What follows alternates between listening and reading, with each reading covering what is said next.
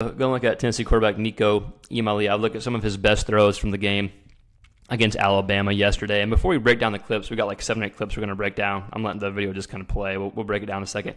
Let's talk about his performance overall for 1 or 2 minutes, and we'll actually look at and break down some of these clips and some of these throws. So Nico was 14-27 for $194, TD, and a pick, had 44 yards on the ground.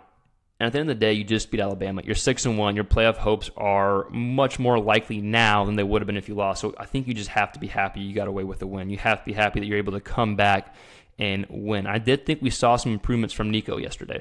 Now, I know there were some missed throws, several missed throws and open receivers downfield. Like, you want to see those throws improve. He was only 2 of 8 where the ball was thrown 20 yards or more in the air, but I did think you saw improvement. I think you saw effort of wanting to push the ball downfield. There's only 1 completion. The ball was thrown behind the line of scrimmage, right? So yes, there's improvement areas for Nico. Yes, he's going to have to take the next step for Tennessee to make a deep playoff run, most likely.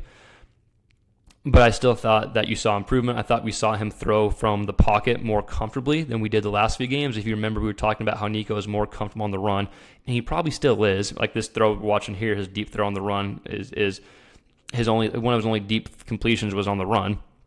But I still thought that we saw some good throws from the pocket, and we saw improvement. So we saw improvement. Still a lot to work on.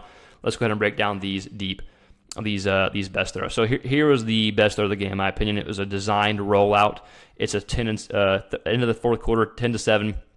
Throws a great ball. It's good coverage downfield. It takes a perfect ball. Like this right here gets fans excited. This is why people are so excited for Nico. It takes a perfect ball because it's good coverage, and he puts it exactly where only the receiver can catch it on the run. So hell of a throw here from Nico, where we're eventually, able to take the lead. So again, favorite throw of the game yesterday was Nico on the run hitting this ball. The next clip is going to be the game-winning touchdown throw from Nico. Then we'll break down some of his other throws there. So game-winning touchdown throw, throws it to space like you're taught, right? Man coverage, just throw it where space is. This is a great job by Nico. Like we talked about, he missed a lot of throws yesterday, but he did make some huge throws. If you don't convert these throws, you don't win the game. So great job, great throw there by Nico, again from the pocket. Another thing that stood out to me yesterday was, if you watched our breakdown last week about Nico, I'll pause real quick, then you noticed that we talked a lot about how he was way more comfortable off of play action. Well, yesterday was a little bit different. Off play action, he was only 4 of 14. Whenever he just had straight drop back passes like we're seeing now, he was 10 of 14. So we saw improvement there. So here's the beginning of the game. So 3rd and 7 from the pocket, no play action like we wanted to see, right past the backer, good accurate throw, hits his guy in stride, able for some yak opportunities. Really like this throw from Nico. It's a good way to get the game started. Like you're comfortable, you're like, okay, perfect, we're getting a good groove. And then what was it, Sampson that fumbled the ball? It's kind of similar to the Florida game last week, where they had a few good starts or a few good throws in the first drive, and then they had that like muffed handoff to the running back, right? So good start, but then eventually they turned the ball over. Okay, this next clip is going to be a 2nd and 9. A nice long throw with pressure in his face. Again, a good example of not using your legs. A good example of staying in the pocket. So this is off play action. Bama only brings 3, so they drop 8. He has to go through his read. You see he initially looks at field side, comes back boundary side, makes a nice throw on a 2nd and 9 conversion. This was, I think, a few plays before Nico kind of got that injury. That was it a hip or back? I forget what was it. Is there any report of that, like how serious it is or what it was? If Tennessee fans, let me know in the comments if y'all have heard something. We're doing this the morning after, so I haven't heard anything yet. Okay, so after that clip, these next few clips, this was probably my favorite drive. This was when he got put back in after that injury, whatever it was.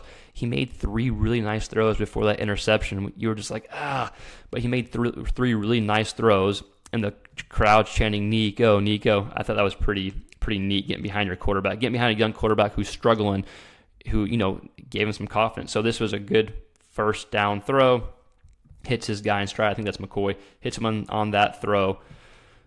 In between the whole shot, ends up being a first down. Again, from the pocket, accurate throw. That's what you wanted to see. This next clip is going to be another good throw. Again, this was the 2nd completion after he comes back in from that injury, able to throw a really nice ball to the right side of the field.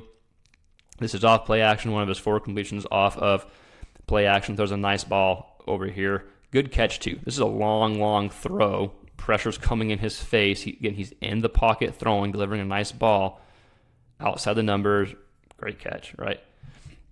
All right, next clip is going to be him on the run, the third completion after he comes back in from getting hurt. Again, this is on the same drive. I really like this drive. They were driving down, and then he throws that pick. You're just like, oh man, just put it together. But you'll see here, he's able to escape pressure. He's always kind of like, does he favor this side on the run? Maybe. I mean, I guess the touchdown was to the right side, so maybe not. But escapes pressure, keeps his eyes downfield, throws a really nice ball for a first down here. Again, you really like seeing this from Nico Iamaleava, good accurate throw. And then it was either the next play or a play or two after where he throws the interception, right? But I really like that drive where he came in from injury. 3 really nice completions. 2 completions from the pocket, and then a completion from throwing on the run. All right, so here's Nico. This isn't a run, but I really like this play here. Again, kind of struggling, like missing some throws that are there. He finds a way just to get Tennessee in position to score. It's probably his best run of the game, makes that guy miss, gets upfield for a big first down, then eventually Tennessee's able to score their first touchdown shortly after this play here. So what I like about this is even though you're kind of struggling as a passer, even though like it's inconsistent, you still just find a way to get the job done. Look, if you're a Tennessee fan, you're 6-1, you just beat Alabama at home. The playoff shots are more likely to get in than to not, if I believe, right? You can let me know if you think I'm wrong in the comments. This was a huge win that you just had to have, and you saw good plays from Nico. It wasn't the consistency. You want more consistency, but I think you saw enough. You at least hit on some deep throws. You hit on some big throws to win the game like we talked about. So if you're a Tennessee fan, one, let me know your thoughts in the comments below over Nico's performance. And look, I know like there were some good throws, but I know you have to improve. We're just showing the good from Nico. And like we said, there were probably, 3, 4, 5 open receivers that were just missed yesterday, so I get that.